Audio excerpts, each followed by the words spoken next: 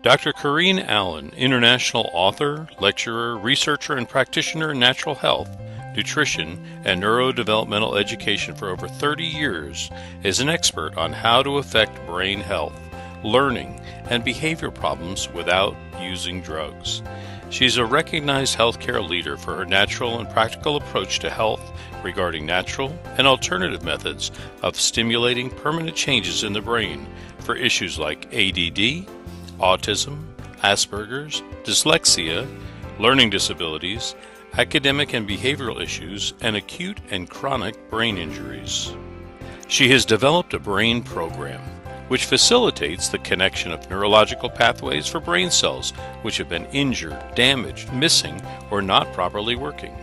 Dr. Allen's brain research is applied in the Advanced Learning and Development Institute's brain programs. Through the Advanced Learning and Development Brain Camps, Dr. Allen's method of repairing the brain has helped many families find help, solutions, and hope for their brain problems. Now let's join Dr. Kangen Allen as she speaks on Your Brain on Water. And I appreciate all your interest in the brain. How many of you have personal friends or family who have brain issues on any spectrum? We're not talking about autism, good. We see it everywhere. We now have 1 in 75 on the autism spectrum. Research shows that 7 out of 10 people actually have some kind of injury in the brain from birth. And we see statistics that now say 1 in 10 have brain injury on some level. And I think if anybody is a teacher or a worker in the public school system, you understand and know that we have a very serious problem. And it becomes very, very serious when that problem comes into your own family and into your own home, right? And it's what do we do about it? And what can we do about it within our financial means? Because these things can break the budget. So we're going to give you some exciting things tonight about how you can share this with others and use it more effectively for yourselves. I've been in the natural health field for over 30 years, and I'm going to tell on myself a bit tonight because, you know, a lot of us in the field think we've learned a lot, and we have, and we know a lot, and we do, but we never know enough. And I told people to use the wrong kind of water for a lot of years. And one of, you know, the things that when I found good water, the best water, I immediately grabbed onto it because I had been teaching people about pH and acid alkaline, and we tried all the products that we could think of to get that to work for them, and of course the diets, and nothing worked like what we're going to show you tonight. And because we have a brain center where we work with brain injuries and actually do a 2-week intense program to help the brain to re-circuit its pathways and do them permanently, water is a very core part of that issue. So we're just going to talk about the full spectrum of brain issues tonight and how the water, the very special water that we're going to talk about tonight, is going to help them. Your brain on water. You know that water is the very most important ingredient in your health. How many of you believe that? Now, I believed that 30 years ago, but I didn't practice it. And I didn't have a way to give people the best avenue to get that water into them. It's the one big secret that is being missed. Water is essential to superior health and wellness. And we're particularly concentrating on the brain because that is the part today that is exponentially out of control. Now, the composition of water, we have water in the body, we have it in the brain. 80% of your brain is water. How come nobody talks about water in your brain? How come nobody says, take this for your problem? They say, take this pill or take this nutrient, and we forget about water. Our purpose tonight is to show you how the first and the foremost thing that we want to do is we want to do water, but the right kind of water, because folks, we're going to show you that if you do the wrong kind of water, you're really wasting your effort. Now, the body is 75% water, and in that you have your bones. They need water. Your kidneys, look how high your kidneys are, 82%. No wonder people get kidney infections and kidney problems, because they cannot flush those kidneys if you don't have them filled with 82% water. And your muscles need 75. How many of you get muscle aches and pains? And there's not enough water flushing the toxins out. And then the blood, look at that, 90%.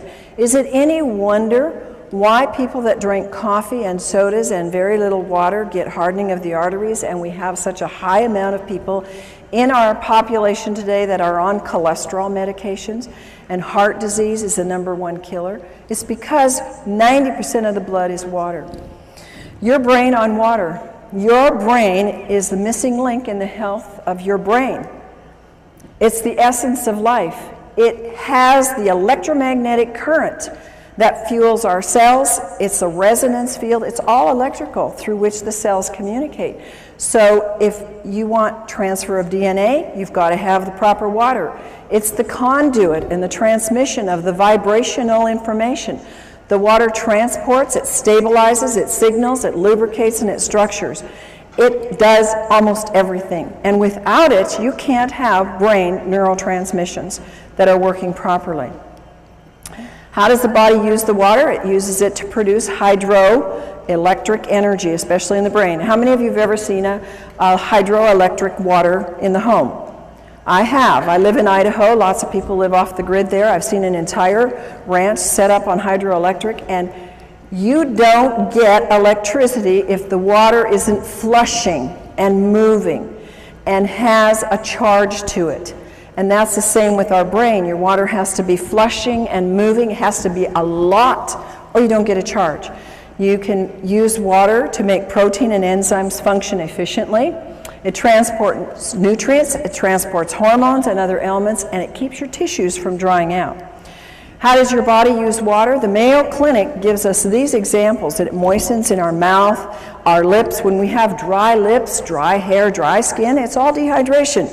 It protects the organs and the tissues when they start to shrivel up, and that is part of dehydration. Constipation, diarrhea. It helps dissolve minerals and other things. Minerals get hardened in our brain and start giving us sclerosis in our arteries. It regulates our body temperature. It helps lubricate the joints. You've heard people say how they can now do things that they couldn't do before because their joints start being lubricated. It lessens the burdens on the kidney, and it carries oxygen to the cells. Other functions of water is that it slows down the cell death. And because we don't see the cell death, we often don't think that we're dying. We're all dying. But we can slow that process down. It lubricates and it cushions. The water flushes out the toxins and poisons, and it helps produce digestive enzymes. And a lot of us have seen how water, and particularly special ionized microclustered water, can move away the aches and the pains in the body. The brain absolutely desperately needs water to function at its best. And even mild dehydration slows the metabolism down by as much as 3%. And we're going to show you what happens and some of the signs of dehydration. One of the things that people don't realize is, how does water get lost? In my life, that was not part of my coursework to study to become a natural health practitioner. We never had a course on water. It was like at the end of the sentence it was drink lots of water. But there was never any teaching on drink the right kind of water, and drink water that's electrical, drink water that's a free radical scavenger, drink water that's going to hydrate. We lose water by sweating. When we urinate or have a bowel movement, we lose water. And in a normal day, a person has to drink a significant amount of water to replace that fluid loss that is for normal metabolism. If you happen to drink a cup of coffee a day, or you have a glass of wine, or you have a soda, your need will move up exponentially, and even the basic amount of water will not hydrate you. Causes of dehydration, a very easy cause is you just didn't drink enough water. But what happens is the effects are accumulative. The body uses 2.5 liters, which is about 9 cups of water a day, according to the Mayo Clinic.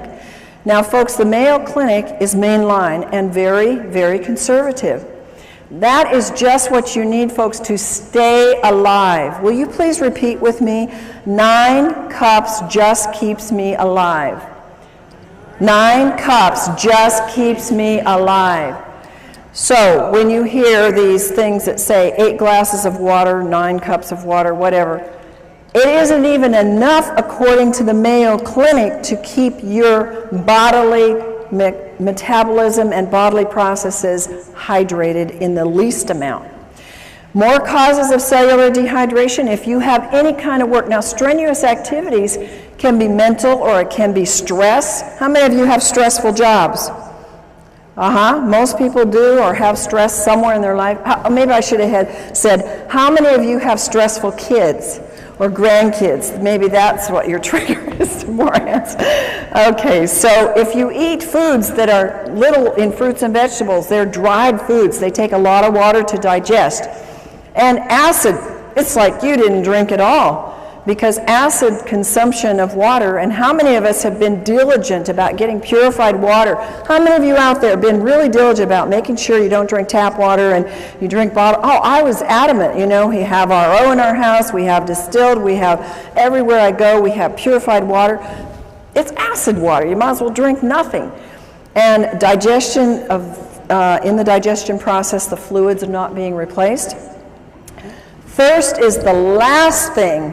And you know, I can remember saying to clients, you need to drink more water, and they would say to me, but I'm not thirsty. And I really didn't have a good comeback other than, you need to drink more water. But I sure do now, and you will too. Dehydration occurs when there's more water leaving the body than is being taken in. And the body is dynamic. It's moving all the time, and it's always changing. And this is especially true with the water levels in the body. How many of you notice now that your body craves water? I've noticed since I've gotten on microclustered water, I can tell my body is like listening now. It's like it's woken up all the receptors, and it like says, I need more water. And before, I never was thirsty, and I would forget to drink. So your water routinely needs to be replaced. So we lose it in all of these examples, which we're going to now show you. How many of you are not aging? Oh, we got some. Well, I tell you, after I hit about 45, I started to feel it. And after I hit 50, I started to feel it more. And then the next decade, I felt it more.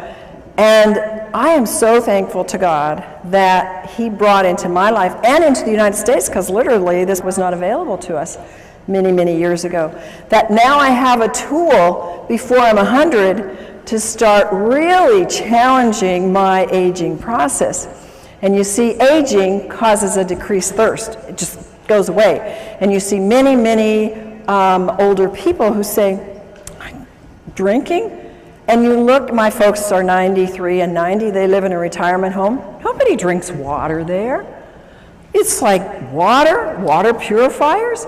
It's like foreign. And they're all suffering too. They're not in very good health. Another thing that we sometimes don't want to hear, don't want to see, is that alcohol causes dehydration. Well, if you're going to drink, then at least be aware you need to drink a whole lot more of the right kind of water to deal with that dehydration it causes. Now, there are special circumstances that cause dehydration, and one of them is burns. And if you know anybody that has lots of burns or little burns, they're going to need a lot more water in their body.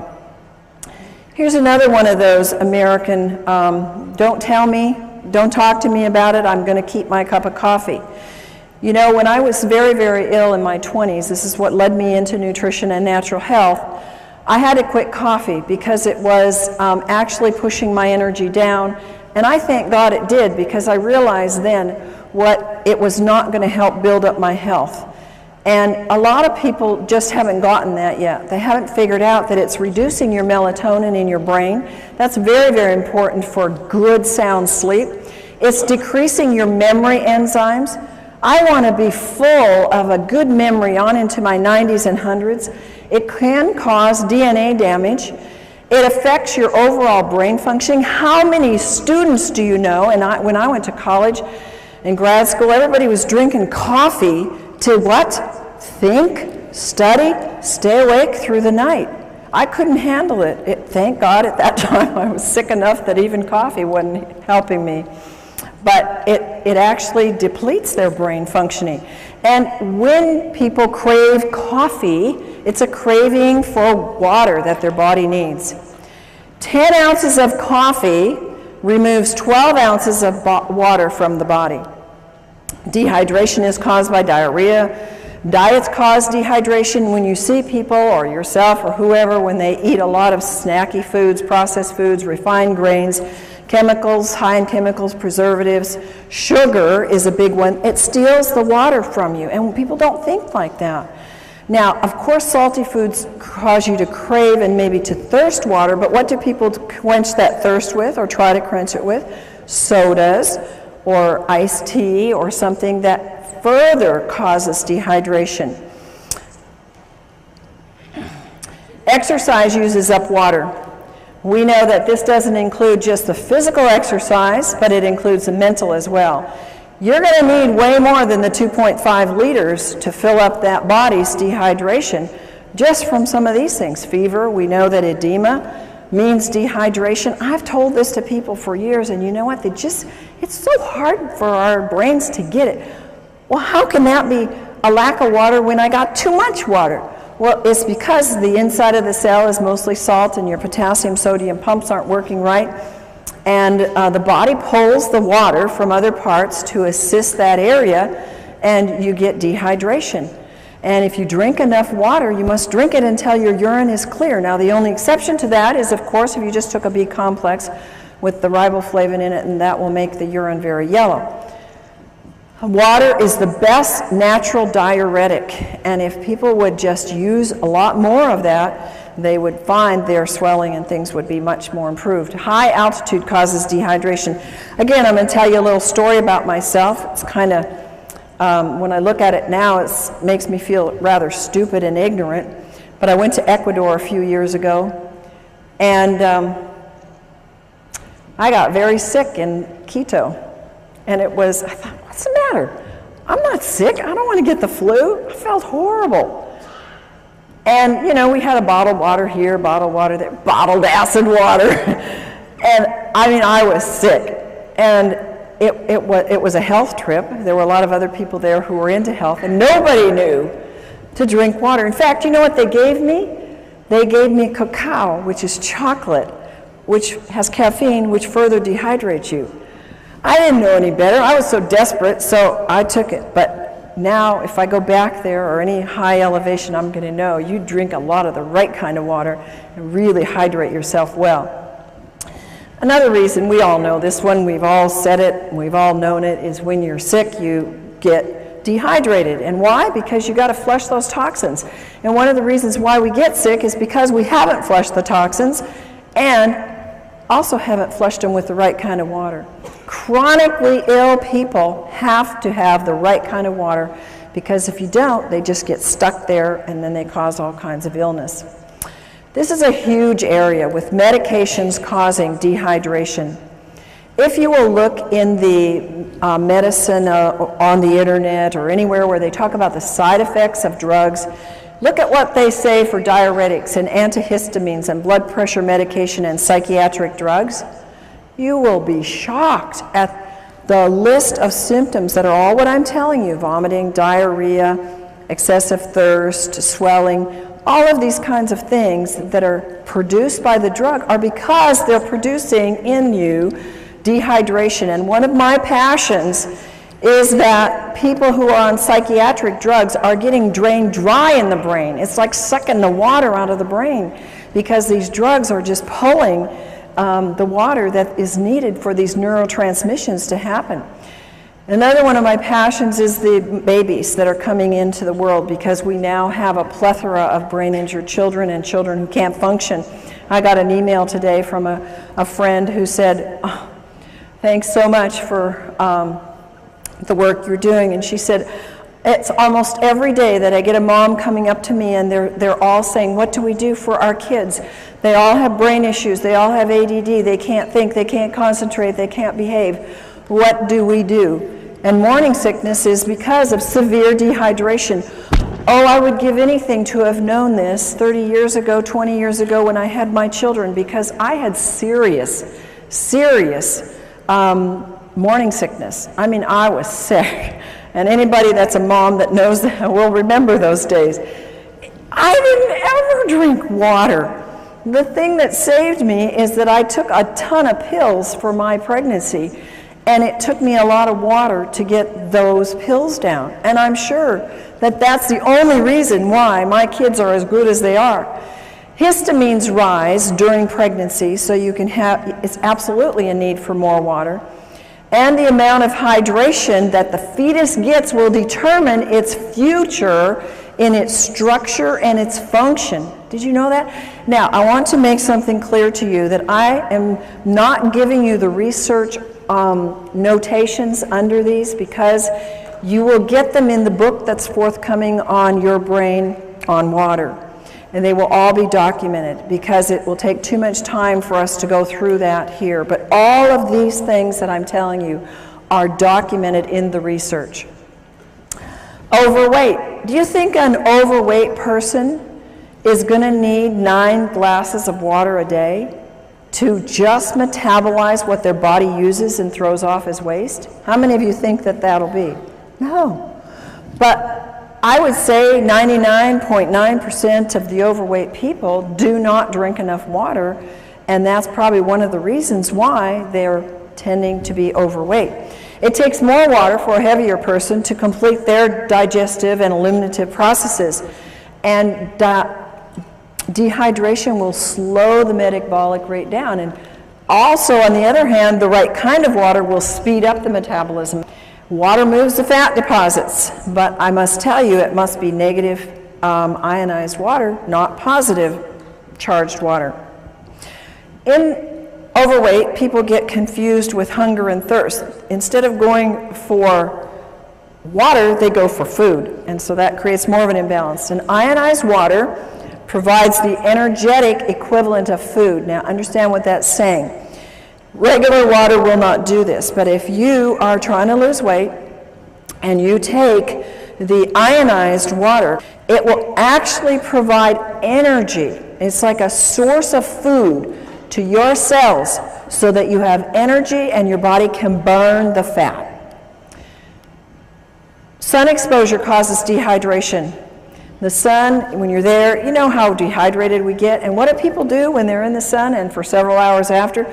They go get carbonated, caffeinated, alcoholic sugar drinks, and every single one of those creates more dehydration. Of course, sweating creates more dehydration. My son is a great guy that works out. It's a water you can drink while you're working out, and you don't get that slush in your stomach, and you don't feel an upset stomach from it. Stress causes dehydration. I look at the hours I used to work. I still work them, but I used to work them without drinking water. Now I have large glasses of water beside me all day long.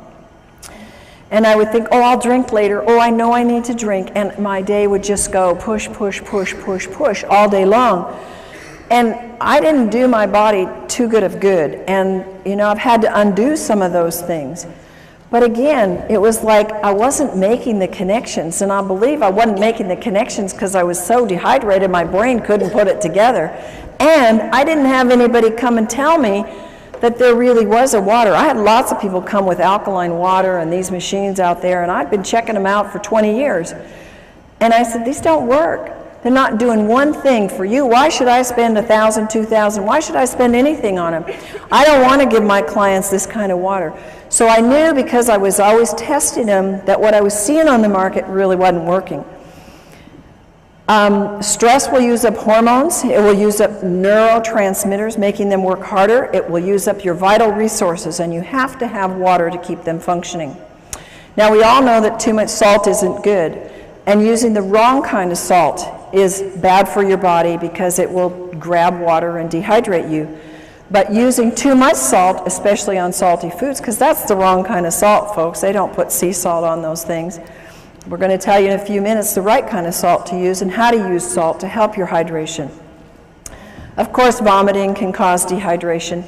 So when you see those information on any drugs or anywhere where it says causes vomiting, you know that it's possible it can cause dehydration. What are the dangers of dehydration? Well, if you're dehydrated as much as 5%, it can reduce in as much as 20 to 30% drop or make your physical activity go down. How many of you notice a drop in your energy when you're dehydrated? How many of you notice that when you take the right kind of water, ionized, microclustered water, you have an increase in energy? I mean, it's phenomenal what that can do, and if you take any supplements at all, it pushes them to the height of what they can do. So I can go 16-hour days now with no breaks and just, 10% reduction in your water can make you sick. 20% can even mean death. Isn't that amazing? Only 20% you can die. 1 to 2%, that's very, very little, folks, in your brain can mean that you have problems concentrating and thinking. How many of you know somebody, I wouldn't ask you if you had that problem, but how many of you know somebody that has that problem? I think we all do, and at times we all do. Dehydration is a cumulative, it comes together. You see, the average person drinks 160,000 gallons of water in a lifetime, and 75% of the citizens around the world in developed countries are chronically dehydrated. I would have never believed that before my experience with water personally and what I've seen with my clients and our brain participants in our brain center. It's absolutely true. People are so dehydrated. 1/3 of the Americans have such a weak thirst sensation that they mistake it for hunger. And look at the obesity that we have. Look at how many of us, we don't like it, struggle with weight. And it's one of the number one reasons is water. If 80% of your brain is water, which runs your pituitary, your hypothalamus, which regulates your weight, and if your body is 75% water, and that is related to your hunger drives and your thirst, we know that water is a huge part of why we are not getting the weight that we want. Brain dehydration, it brings on feelings, if we're dehydrated, of anxiety and depression. The brain doesn't function properly. It uses up amino acids that are called our happy aminos that have to be working. The worse the dehydration is, the worse the depression and anxiety are. I wish I could go back to my clients who had such severe depression that they chose to go to psychiatric drugs. I wished, and nutrients weren't doing it, folks, and maybe you know people like that. Diet, they were doing all the right things, and they still couldn't get past that depression. And there are people that you're going to run into.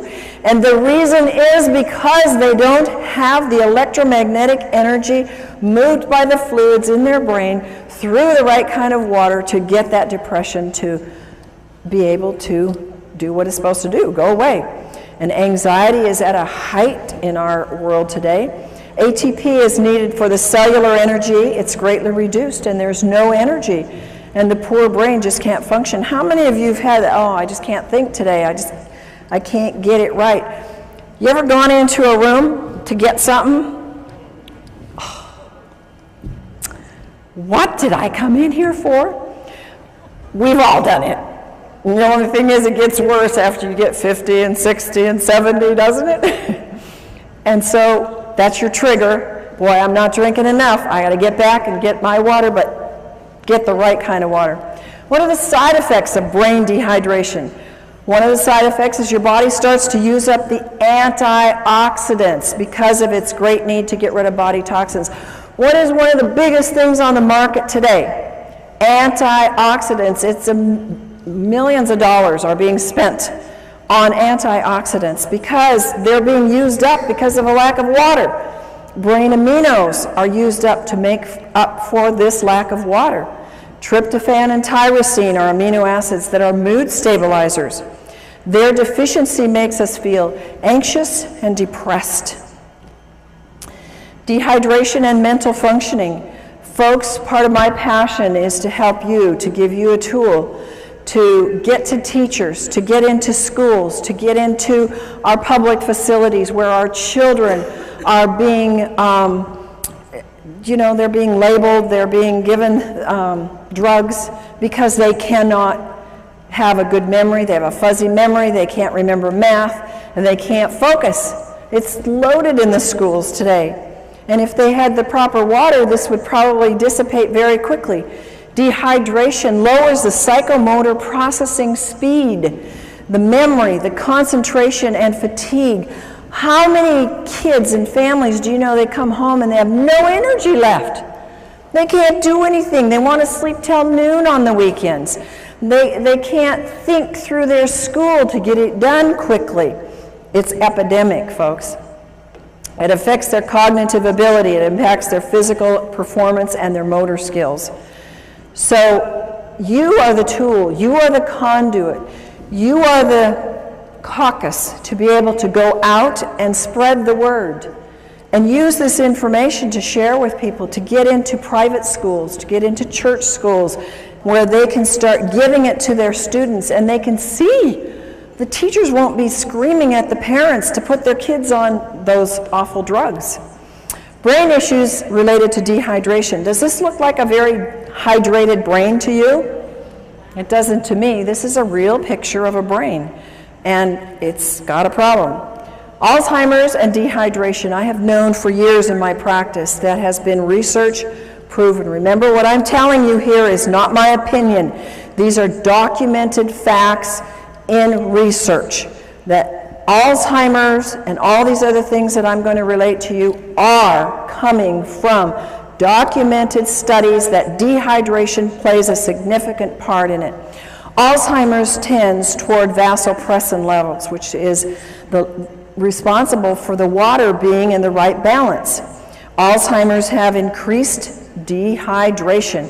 And one of the hardest things that I've seen in my clients that have had Alzheimer's parents or relatives, they can't get them to drink. Once they're past a certain level, it's very, very hard to get them to ingest the water. So what I say is, if you can only get a little bit of water in people, for heaven's sakes, get the right kind of water in the people so that it's hydrating water. Anxiety and panic attacks, they are rampant.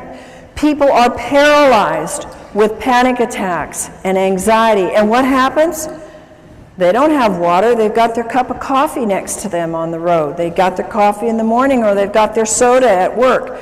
Sweating and nauseous, shortness of breath, dizziness, lightheadedness, unsteady and fearful. These are all signs of dehydration and anxiety and panic attacks.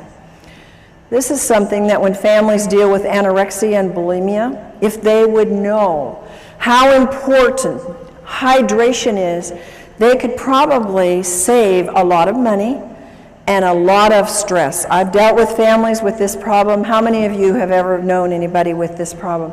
It's very serious, and it's very life-threatening.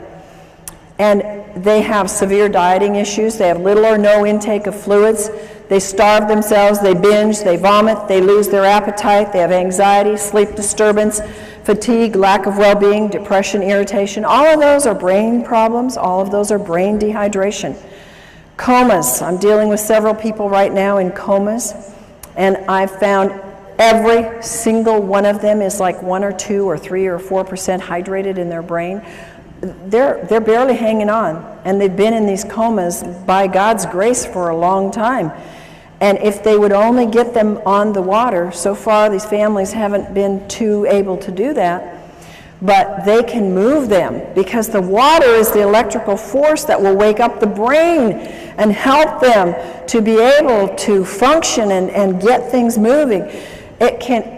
Comas, see, the brain and the body shuts down, and when the body is so dehydrated, well, we think because they had a brain accident and they got it hit on the head that that they can't come out of that coma because of that. Folks, I'm telling you, they can't come out because their body doesn't have enough energy in the brain or in the body to do the connections to get it to wake up. In an advanced terminal cases, dehydration is a very important factor.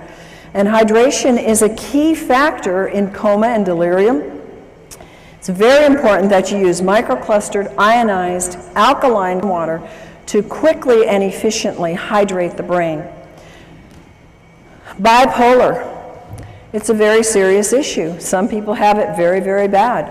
Causes anxiety, depression, rapid mood changes, compulsions, loss of energy and irritation. And again, it's related in scientific studies to dehydration. Depression. I've told you some about this already, but it's a huge thing.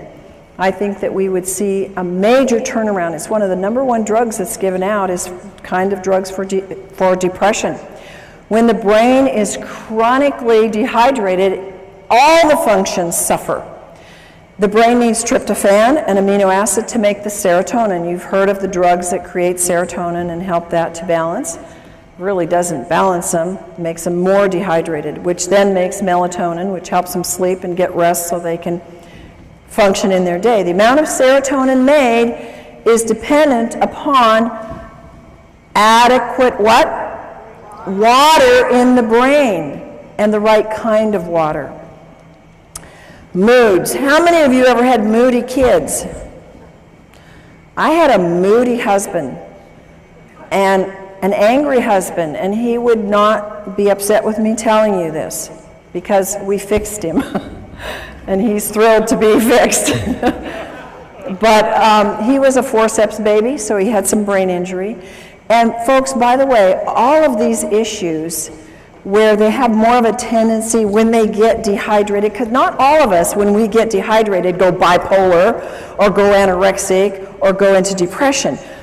I believe there's plenty of evidence in the research to show us that they have an incident, shock or trauma or some kind of an event that has caused an injury in the brain. And in my husband's case, this was his forceps birth. So we put him through our brain programs and help the circuits to reconnect, and you know, he was doing so much better. But since he's been in water, he has seen even more improvement and more help. But there's one little time when we're driving long trips, and what is it with men that they don't like to drink? They got the easiest job in the world to stop anywhere, and you know, and women don't have that privilege in life. Well, my husband won't drink very much, you know, on the road, and I'm guzzling and stopping all the way along, and he'll get real fussy when we're on trips, and I just say, "You just dehydrated, honey." And he is. So it's associated with negative mood. When you see yourself getting grouchy and, you know, others around you, it's because they are dehydrated. Multiple sclerosis. A big problem. It's very sad to see this. You can get well from multiple sclerosis, but it means many scars. And one of the causes of exacerbations is dehydration. Not drinking enough water, drinking other beverages that are like caffeinated beverages, soft drinks, alcohol. I know a number of people that have MS that have gotten over it, as I've worked with them in my practice, because they really went on a strict diet and did a lot of things, but others have not because they refuse to drink, and they continue to drink their sodas and their dehydrating beverages. And dehydration doesn't necessarily cause it, but it makes it much worse. Here's one that everywhere I go, I have people tell me, "Oh, and yeah, my this relative, friend, acquaintance has schizophrenia." We don't hear about this because nobody's going to come up to you and say, "I have schizophrenia." But schizophrenia is very much related to dehydration, and the high risk of dehydration further from the psychiatric medications that they're on. And they show depression, they show delusions, hallucinations. Remember coma and being delirious, lack of water. No energy, again, brain doesn't work right, confusion, stupor, comatose-like, and suicidal.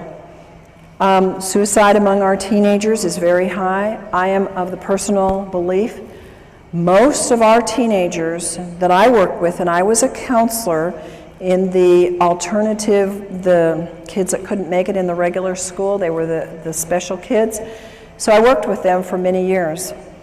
And they never drank water. Of course, I didn't either.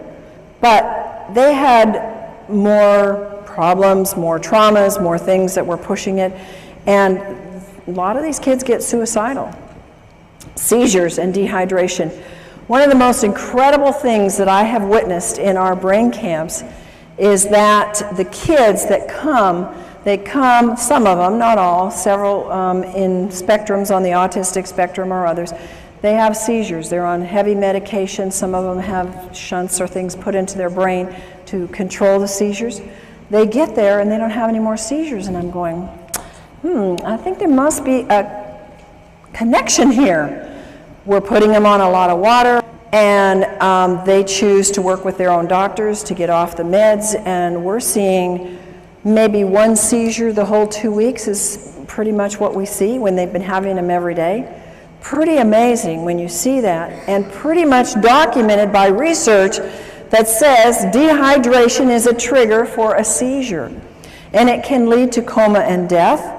And tics is a disorder that can be related to dehydration. Now, how many for Tourette's and these kind of things ever say it's dehydration? But folks, this is a common, not very common, but it's common enough amongst some in the population, and it's not a very fun thing for people to have. And the research says dehydration is a factor, and a very big factor. Strokes and heart attacks related to dehydration. You've heard of people being out on the basketball court and you know they're sweating and they're working hard and they go off the court and they drop over dead. You heard of that? We've all heard of that. It's dehydration.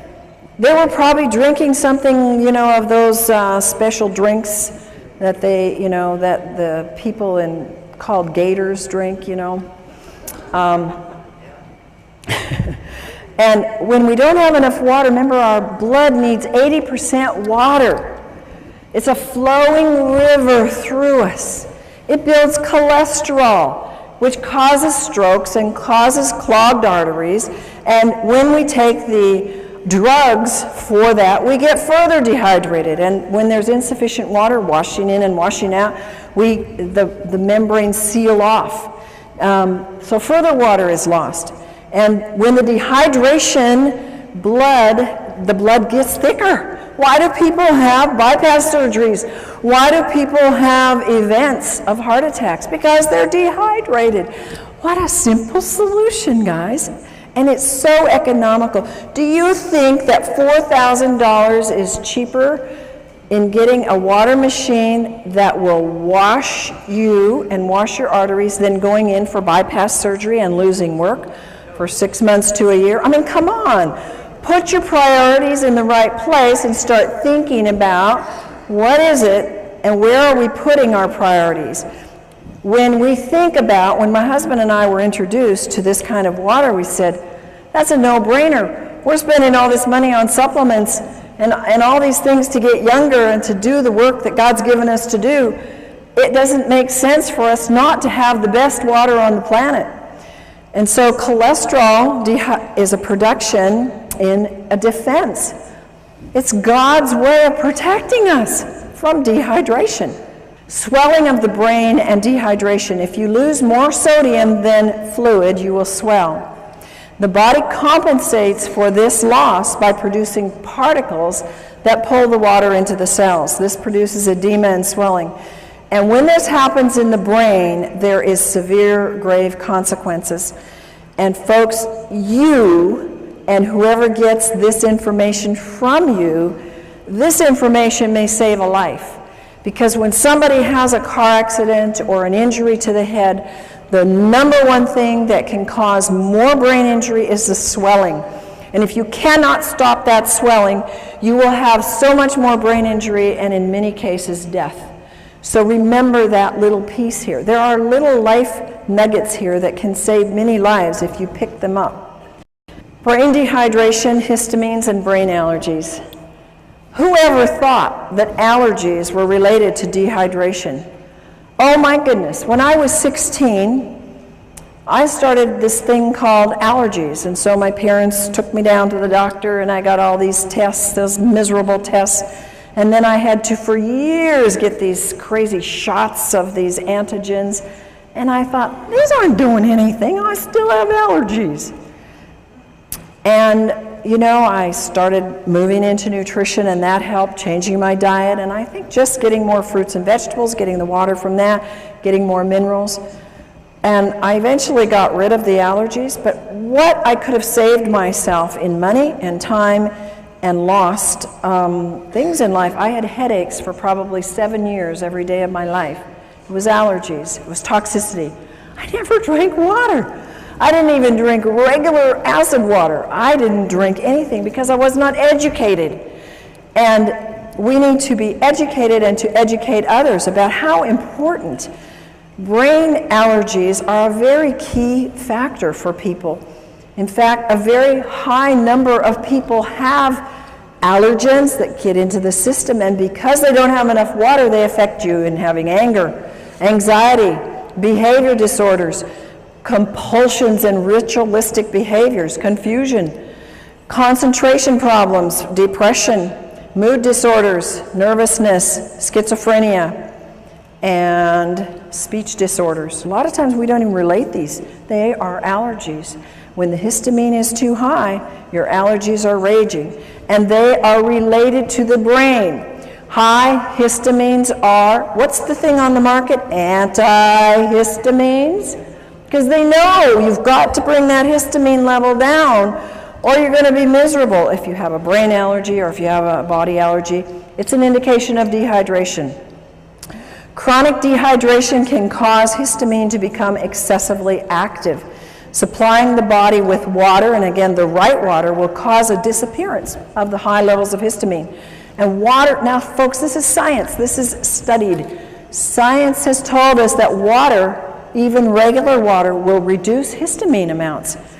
But think of how much exponentially you can raise the bar if you have microclustered ionic alkaline water, because it inhibits the histamines even more and their production and acts like an antihistamine.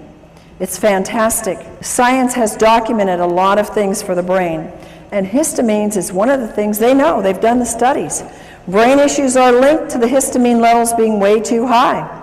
Abnormal fears, aggressiveness, autism, bipolar, compulsive behavior, compulsivity, and rituals, crying easily, depression, hyperactivity, obsession about sex, overstimulation, racing brains, schizophrenia, suicide thoughts, and others. See how many of these are coming at us from different levels.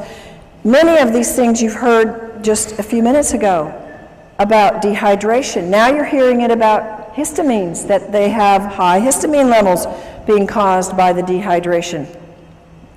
Signs of high histamines are caused by brain allergies, agitation, aggressive behavior, anxiety, autism, depression, fatigue, irritability, learning problems, moodiness, psychotic issues, slowed thought processes. And do you know that most common in the world of allergens is dairy and gluten? One of the things we do in our brain camp is we do a gluten-free, dairy-free diet, teach people how to do wonderful recipes without gluten and without dairy, because they are such high triggers for the brain to go into some of these things. Water is a natural antihistamine. Research shows that water is known to reduce histamines. One of the greatest researchers, and I recommend you Google him and look up his works because he has a lot of great books on water. He's done fabulous research and is responsible for giving us a lot of good information about what water does. Batman Helge is an MD, and he says that water inhibits histamine production as well as its excess release. And he's the one that found in his research that water by itself had the strong antihistamine properties. Allergies are in epidemic proportions. I used to think in my practice, every single person that came in, now granted they came in because they were sick and they had issues, I wasn't dealing with a healthy population, but that everybody had allergies. But research says that 2 in every 10 now suffer from allergies.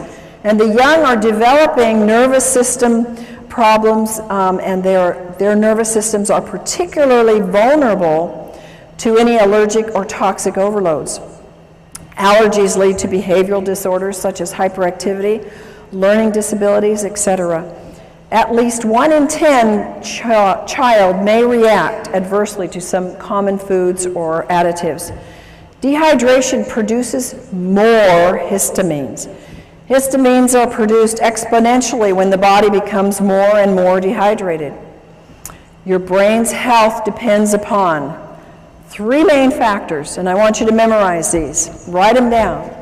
You got to drink water. You got to drink enough water. And you got to drink the right kind of water. So when we say drink water, right now we need to be saying you need to be drinking water that hydrates the body. And what is that water that hydrates the body of the brain? Microclustered ionized alkaline water. Water recommendations, and these are only guidelines because I find that I need sometimes a lot more water than this. The minimum intake for children and adults is 1/2 your weight in ounces. Think about this, folks. How many of our school children even drink 2 glasses of water a day? Very few. And parents say, well, here's your Coke, here's your milk, here's your, your health drink, whatever those are on the market today. Here, you need some energy, take this. And they're making them more dehydrated. The body needs no less than 2 quarts of water and 1/2 teaspoon of sea salt every day to compensate for its natural losses in urine, respiration, and perspiration. Remember that the inside of the cell is water with salt in it. It's not just water. So I noticed, I was on a weight loss diet recently, lost 10 pounds in a week, and water was a big part of it. And it was exciting. And I would take a teaspoon of salt and I love salt, so it wasn't hard. But it helped me. I mean, it was pushing it out. So it was kind of exciting. And I could see my body was needing more than 1 gallon a day to flush all the toxins that were moving. To really hydrate the system, you can drink equal to your weight in ounces. So if you weigh 150 pounds, you can drink 150 ounces. Not 150 pounds, folks. Sodas. How many of you are hooked on sodas? No, in the past were hooked on sodas. Yeah. And did you know it? No. Nobody ever taught you that. Like, they taste good. And I need a refreshment, and I just ran, or I just had a stressful day. Oh, give me a drink. Or what do we do for people to be kind of hospitable? We give them drinks, right? And we have a whole assortment of things that are all dehydrating and all acid. If you substitute milk, juice, sodas, tea, coffee, alcohol, you have to drink even more alkaline water. You have to drink 12 ounces of water just to replace, remember that 10 ounces of coffee. It takes 32 ounces of alkaline water at 9.0 pH to neutralize 1 8-ounce soda. Is that amazing? And you can experiment with it and see. Start pouring in and see how many glasses of alkaline water it takes to bring that pH up to alkaline. It takes 32. Dehydration is caused by water not absorbing well. Water has to be microclustered, ionized, and alkaline to have the proper hydration to cells. And again, to the average person, it's like, I don't even know what dehydration is. Well, now you can give them this information and let them see. They're going to all identify. How many of you have identified with some of these symptoms we've talked about tonight? And so the average person is going to get it. They're going to know, oh, I am dehydrated. I do need water, and I have not been educated about water. The average person, even in health, folks, even your practitioners in the natural health, have not been educated about water because we haven't had the right kind of water readily available, but we do now. RO, distilled, purified, bottled acid waters, they're all going to dehydrate and take water out of the body. So what do we drink? We drink only microclustered, ionized, alkaline water made with medical grade. Folks, I cannot emphasize enough how important this is. I cannot tell you The horrible cases that I've seen people grow things like tumors on their body within 2 months of having machines that are ionizers that were half the price and were already putting toxic metals into their body, and when they stopped the water, the growth went away and the metals they were getting and the toxins. So it is absolutely critical, and just having solid plates isn't enough. You've got to protect those metals, and only medical grade platinum and titanium are safe for your body so they don't break down. And you don't see that, folks, and most people don't know how to test it. So just drinking the water, you're not going to taste it. Begin drinking as soon as you wake up in the morning, 16 ounces of water. You want to drink all day long, every hour. Drink enough so that you get clear urine. One of the complaints is I got to run to the bathroom all day long. You know what I found out? That once your body gets rid of a lot of that toxins, you don't have to run so much anymore. So be blessed and thank God that you do have to run, because you're moving toxins when you have to go frequently, and it will pass. And if you live in high altitude, you got to drink more water. And if you eat any convenience food, you have to drink more water because it sucks up the water. And if you exercise, if you walk up a hill, if you walk up the stairs, if you go downstairs and do the laundry, whatever, you're exercising some, you're using up more water.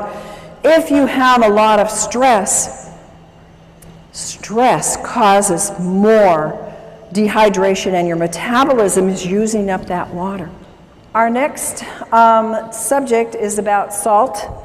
Salt is, you should only use sea salt because salt expands the blood so it can reach all parts of the body, and it helps to stabilize the blood pressure. And I take my clients who have high blood pressure and say, you know, you must have some salt in your diet, and definitely get on the right kind of water. It helps you sleep better, and it helps reduce mucus. Inadequate intake of water causes dehydration, but it's not just the inadequate intake. Drinking enough water is only one of the elements in rehydrating the brain and the body. You have to also have the right kind of water. It has to be microclustered, it has to be ionized, it has to be alkaline, it has to be made from solid medical grade plates, and it may or you may not absorb enough water. I can't tell you how many people have said, and they've even gone into their doctor and said, I'm drinking a gallon a day and I'm still dehydrated. And folks are getting the message out there, and people are starting to hear and listen and say, well, I'm not hydrated. Oh, so I'll just go get any alkalizer, any ionizer. Folks, don't do that. I promise you that as a professional and as someone that can tell the difference, you've got a big difference. And when, you know, it's like you do pay for quality. You know that about your cars, you know that about your houses, you know that about your lives in other ways. Why don't we get it about our water? And hopefully you will get that and be able to help your friends get that. Water that is acid is dehydrating. And I almost feel like I have to go do some kind of penance to my clients who I've told them to drink RO water, to drink distilled water, because I was actually doing them not any good other than giving them water that didn't have all the chemicals in it. I was giving them positively charged acid water. And then we were having to give them products that had to move the pH, and they were having to do more and more raw foods because they couldn't get their pHs to stay alkaline because they were drinking all the wrong kinds of waters. Water that is acid is dehydrating. One of the greatest things you can do with people is go up to them and say, hey, you drinking that water? How long have you been interested in good water?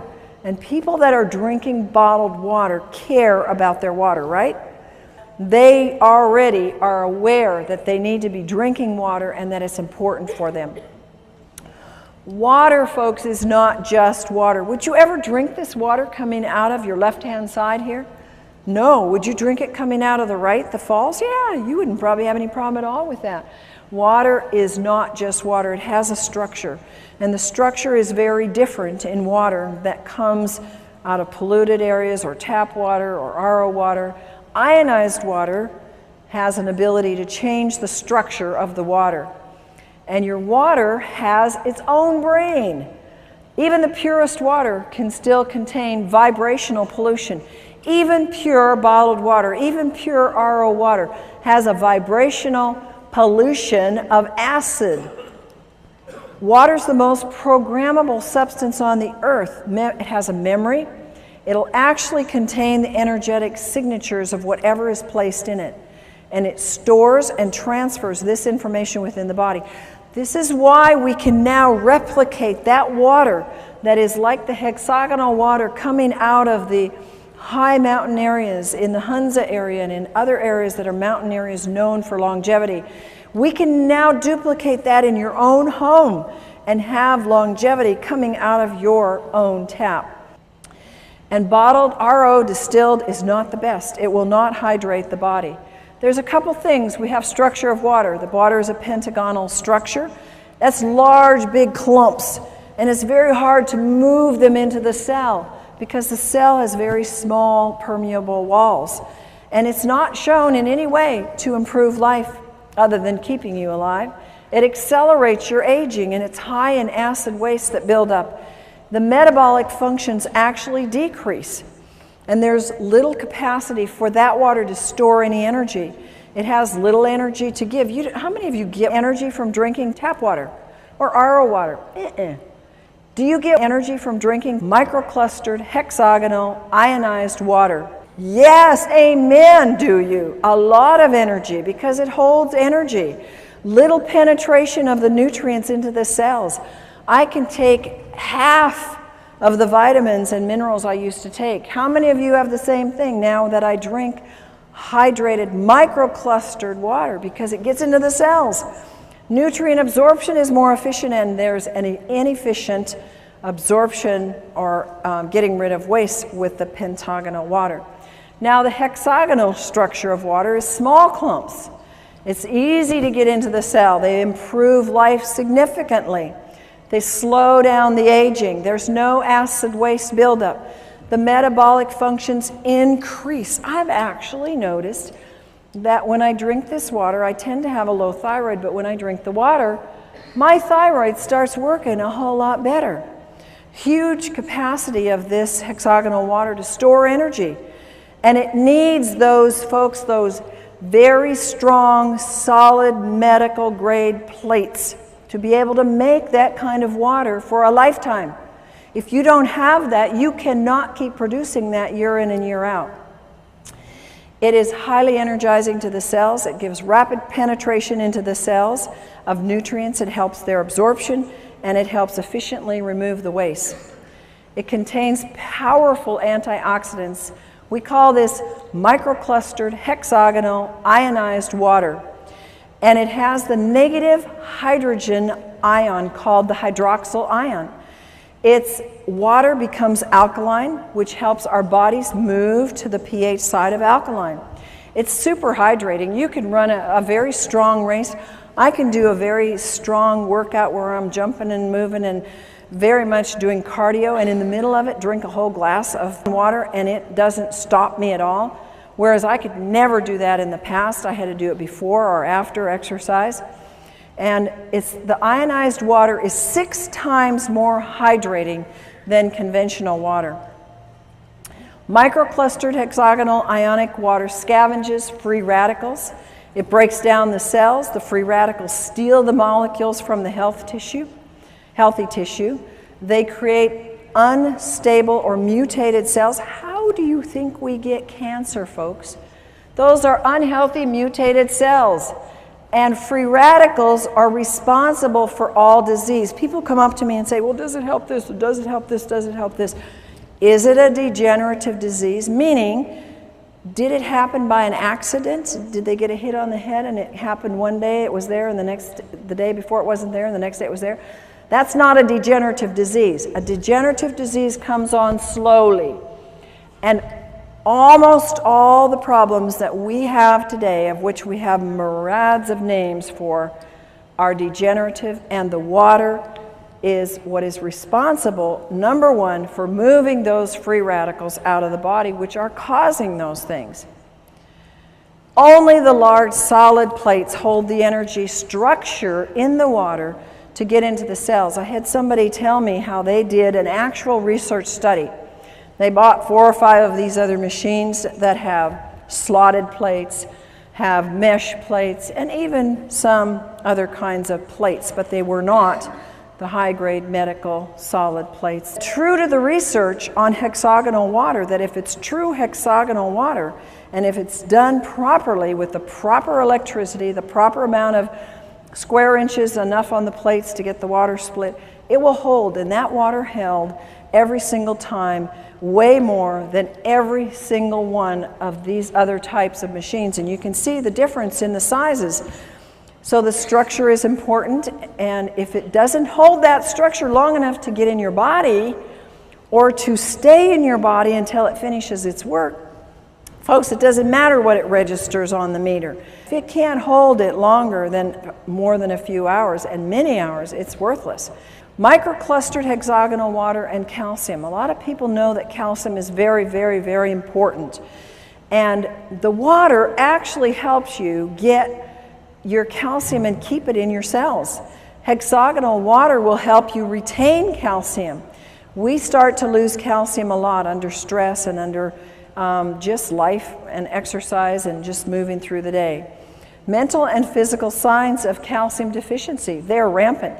Nervous tension, inability to relax, can't sleep at night, fatigue, not in proportion to the amount of work you do, restlessness, irritability, quick-tempered, insomnia, spastic colon, tooth decay, bone loss, mental depression, muscle spasms, PNS, PMS, menstrual cramps, and menopausal symptoms, all calcium deficiency.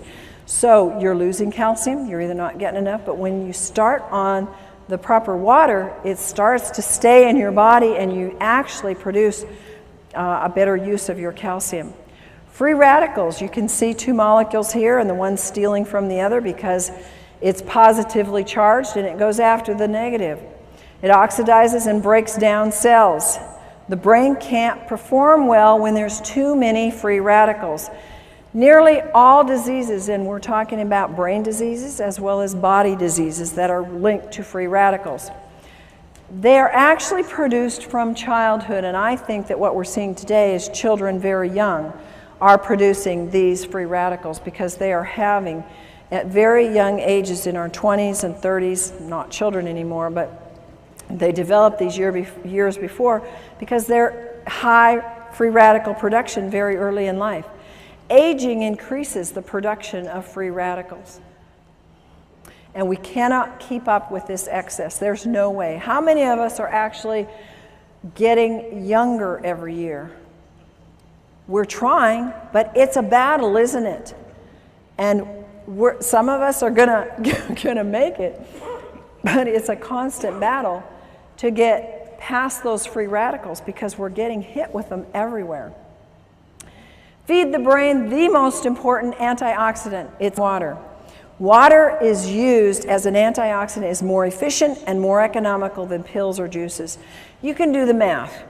If you spend $100, $200, $300 a month, which is not unreasonable, a lot of people are doing this for antioxidants, either in the form of juice or pills a month. You multiply that times 10, times 12, you've got easily $4,000 a year. And it's gone. And you only got it for you. Think about the economy of having one product that you can spend $4,000 on, and it can feed the neighborhood free radical scavenging nutrients. It's pretty much a no-brainer. It eradicates free radicals. The water can flood the brain all day long with free radical scavengers. And see, it's not enough. I take free radical scavengers. It wasn't enough. If I didn't have the water, it wasn't doing enough good. You've got to have what nature determined to be the first priority, and that's the proper kind of water. We want to retard the aging and renew the brain at the cellular level.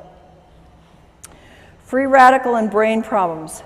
These are all, again, scientifically documented that free radicals are an important part of the problem in aging brains, ALS, in Alzheimer's, in anxiety, in autism, bipolar, brain edema, brain infections, brain allergies, depression, hyperactivity, obsessive compulsive, Parkinson's, schizophrenia, seizures, sleep apnea, stress, strokes, and toxic metal accumulation and traumatic brain injury.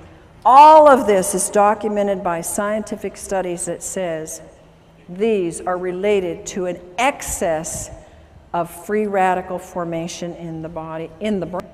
Acidosis being a cause of disease. The body produces highly acidic wastes from the foods it produces, and from the foods you eat, I should say. Acidosis is one of the main contributors leading to aging and various illnesses. Acid wastes, if you don't excrete them, what do? They circle around and around and around. They end up being aches and pains. They end up being a loss of function, a loss of your brain. It can accumulate in your arteries, blood vessels, clog them up. You can get stones. You can get anything and everything from these acid wastes. And they accumulate in cells that are deprived of oxygen and nutrients. Look on the left-hand side and you'll see the things that cause acidosis in terms of food.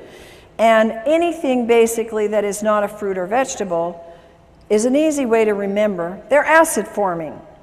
And how many people have an 80-20% diet? Folks, that's 80% foods that are fruits and vegetables and 20% that are grains and other foods. Not too many people do that because it's hard to eat that way, and not too many people are that dedicated. So acidosis builds up from the foods that you eat. Acidosis induces, now again, science has shown that it induces brain damage, that acidosis can actually cause neuron death, and it causes a reduction in the glutathione production, which is the most powerful antioxidant that your liver produces on its own when given the right stimulus and nutrients. The pH potential of hydrogen measurement in the cells. You have your alkaline pH and you have your acid pH. The negative ions are on the alkaline side. You assist detoxification when you have alkalinity. And the body, when it's alkaline, it can absorb calcium and magnesium and sodium and potassium. The body is amply supplied with minerals. You're not always going to be deficient. And it's abundant in oxygen. When you have an acid, you have abundant energy. Then you have positive ions. If you're on the acid side, they cause auto-intoxication. That means you poison yourself. And the body can't absorb the minerals. I've had people who say, but I take all these minerals. They're spending hundreds of dollars on minerals and they're not absorbing any because they're acid. And body uses up these key minerals in trying to neutralize acids. There's a lack of oxygen and there's little or no energy. How many people know that the #1 complaint is no energy? And when a product comes out that can give you more energy, people go for it, don't they? And what a simple thing to have, pouring out of your tap in your own home that can produce a life flow of energy, not just for you, but for your whole family and your whole neighborhood. ALS and acidosis. There's a Dr. Gansel who's done a good study and works with ALS. And he's reported in the Townsend newsletter that he believes ALS is caused by severe acidosis. This is a very damaging neurological disease, and most people don't live with it. Recommends the use of, look at this, water that sends low voltage electrical impulses into the water. Now the next one is autism. Autism, a lot of you have asked me about. It's rampant. The U.S. military claims now we have one in 75 are on the autism spectrum. A few years ago it was 1 in 50. It keeps going down the wrong direction. Symptoms of autism, according to research, are linked to acidosis. High amounts of acids are found in the blood of autistics. And the mitochondria damage in the autistics is linked to the acidosis. Bipolar is linked to acidosis. Children's problems, acidosis. If they're shy, it's been research found, fatigue, impaired concentration, unwillingness to eat, perverted appetite. I had kids like that, one in particular. They're tough to deal with. Acidosis. And you know what? They don't like to drink. A lot of these kids that have these problems, they don't want to drink. And they want their foods that they want, and mostly they're not fruits and vegetables that they want. They can be restless and poor sucking. These are acidosis symptoms in children. Then you have schizophrenia, can be related to acidosis. Dr. Steinfeld says the key problem in schizophrenia is acidosis, and his work verifies that it is a biological problem. Seizures and acidosis. We talked a little bit about this before in terms of dehydration, but research also says it's due to acidosis. And an acid pH can actually trigger the seizure that can then lead to brain damage. Stress and acidosis. If you're stressed out, mental stress causes acidosis. Autointoxication, when you are poisoning yourself because you didn't drink enough water to get the poisons out, your bowels aren't moving, you're not urinating enough, stresses the body, makes you acid. It increases your cortisol production. When you increase your cortisol production, you want it low. It causes you to gain weight in places you don't want it. Acid is increased in diabetics. In every single diabetic, they have an acid problem. And there are absolute miracles when you look at this work that has been done with this microclustered ionized alkaline water in the hospitals. In Japan, you have seen pictures, video documentation of diabetics who have been absolutely turned around using this water. It's absolutely fantastic for any blood sugar issues because it helps get rid of the acidosis. It doesn't do anything to cure a disease. It gets rid of the causes and lets your body do the work. Acidosis in a traumatic brain event. If you are eating junk food and not drinking water properly, the right kind of water, and you happen to have an accident, a car accident or hit on the head, you can have a pH level in the brain that's already acid. When that event occurs and there is a shortage of oxygen or a traumatic event, restriction in the blood, or whether it's a stroke or a heart attack or an accident, the damage is actually made worse and the damage is increased in the brain. Here are other issues that acidosis is related to in the research. It's related to Alzheimer's, their acid, alcoholism, comas, Down syndrome, nightmares, and multiple personality and Parkinson's. Alkaline water solution.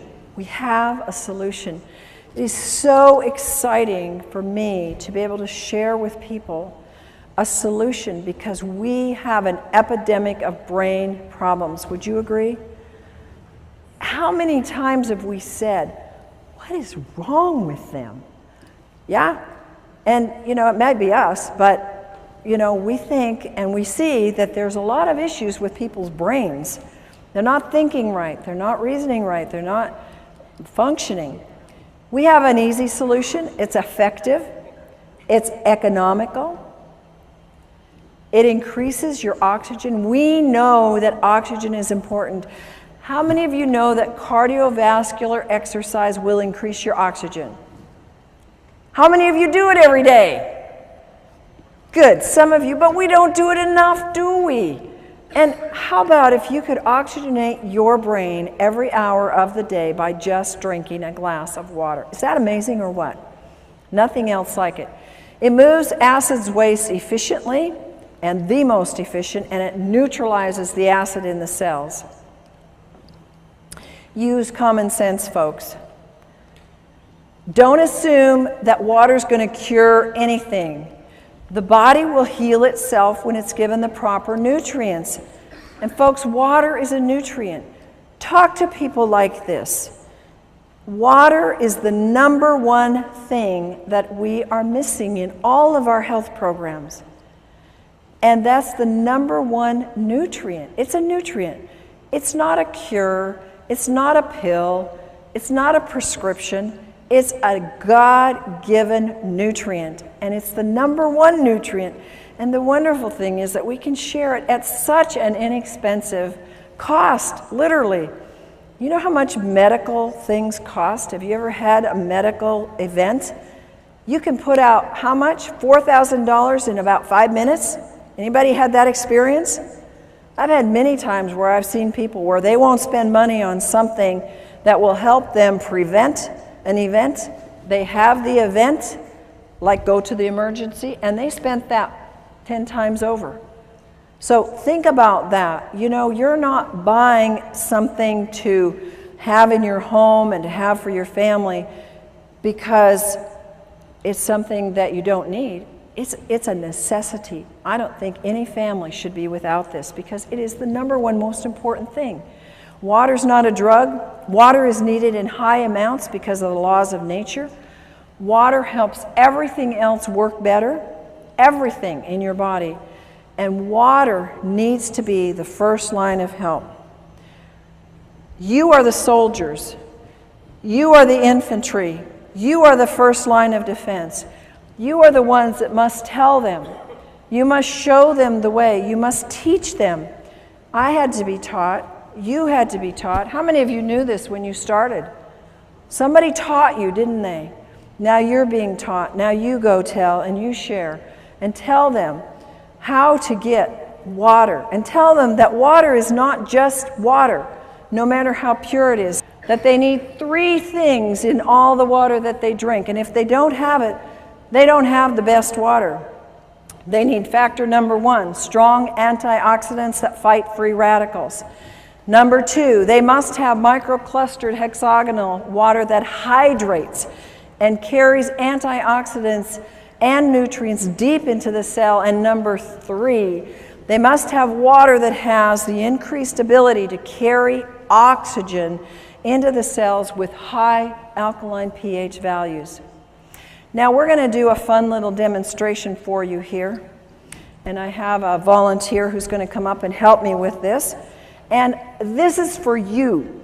I want you to be able to have a hands-on tool because people tend to show me that I'm dehydrated. Prove to me I'm not dehydrated. I'm going to give you a little test that everybody in the room can use. And you're going to go home and play with it tonight and play with it with your friends.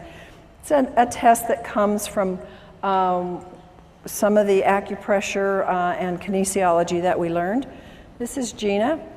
And Gina has traveled all day, and so she's been pretty dehydrated, so I thought she would be a good one to test because she didn't get to drink her good water. So first of all, we're going to just test her, and I'm going to take you this way. Okay, and you can see it on the screen. I'm going to test the tip of her nose. If we're going to test her in the clear, I'm pushing pretty hard, and I don't get any muscle or energy break. And now we test the dehydration point, and I have no trouble breaking that because she's very dehydrated. So now we're going to try and find something. She goes to the store, she runs into the 7-Eleven, and she comes out with Smart Water. And she takes this, open it up, and let's take a swig. And you can actually take a swig of it, hold it in your mouth so it goes to the energy to the brain. Good. And unfortunately, you'll have to swallow it. No, not yet. Okay, now let's go back to our point. Did it hydrate? Not doing anything. The energy's not going anywhere. Okay, you swallow. You know what? I think I'll give you my glass so you can spit in it. I don't want you to have to drink all the soda. Well, the next ones, you won't want to drink these. All right, let's do some bottled water. So have a swig of RO. You can drink that because it won't kill you. Hold it in your mouth. Now, is this going to hydrate her? It's even weaker. All right, you can swallow that. Now, sometimes we think, oh, we're thirsty, let's go for some juice. All right, so take a, so you can swallow that too. Hold it in your mouth. Good old pasteurized juice. Did it hydrate that brain? Not even. Yeah, that's right. And Sprite. Okay, now, you can swallow that if you want. You can spit it out too. Okay, give me a swig, and you can put it on the table there. Okay, give me a strong, let's hear. Nothing. You want to spit it out? Swallow. You swallowed it. Okay. Now, this is good microclustered hexagonal ionized water. And let's put it in the mouth and see what we get there. Hold it in there. And is it going to hydrate or not? What's your vote? I can't even budge it. Now swallow. Thank you. You may have that. May I have this? You may. You're going to need 34 of them. You see, you can do that with your friends now.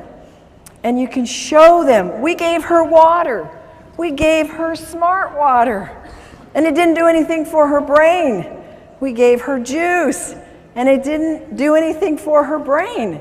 And so we need to have the ability to take and show people. So now I've given you a little trick to test for dehydration. You first test them in the clear, and then you hold the point on the nose, and then you can give them tap water, you can give them RO water, whatever's available.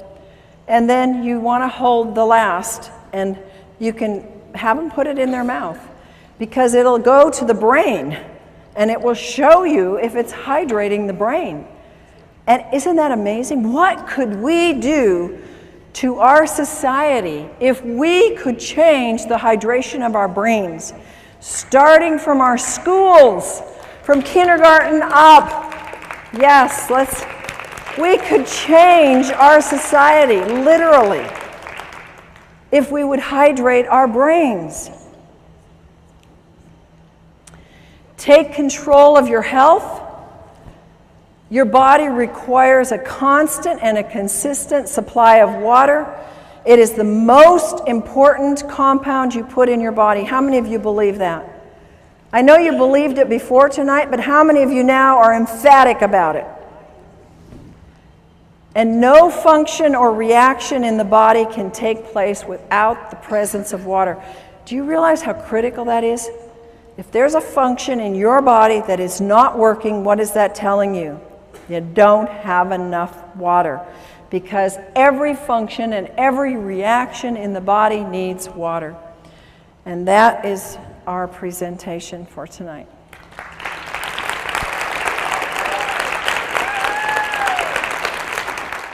Dr. Allen has gone beyond her doctorate in nutrition to find answers for her clients' brain issues when nutrition isn't enough.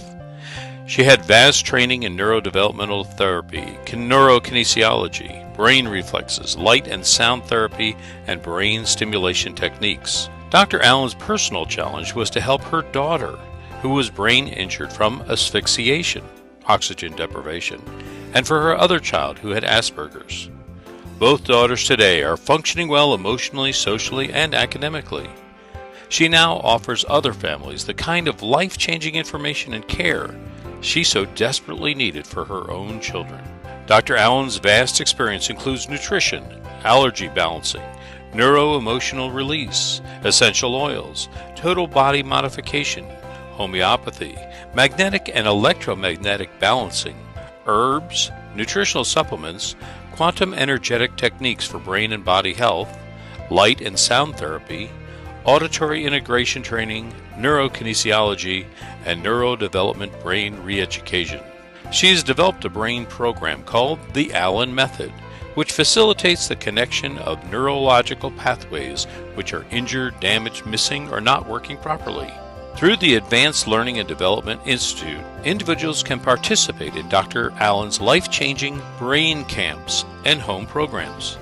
Through this alternative brain developmental technology, many adults and children are finding hope and success with their brain, behavior, and health issues. For more information, contact Dr. Corrine Allen, Advanced Learning and Development Institute. The phone number is 866-81-BRAIN. Our website is www.brainadvance.org, or send us an email, brainadvance@gmail.com.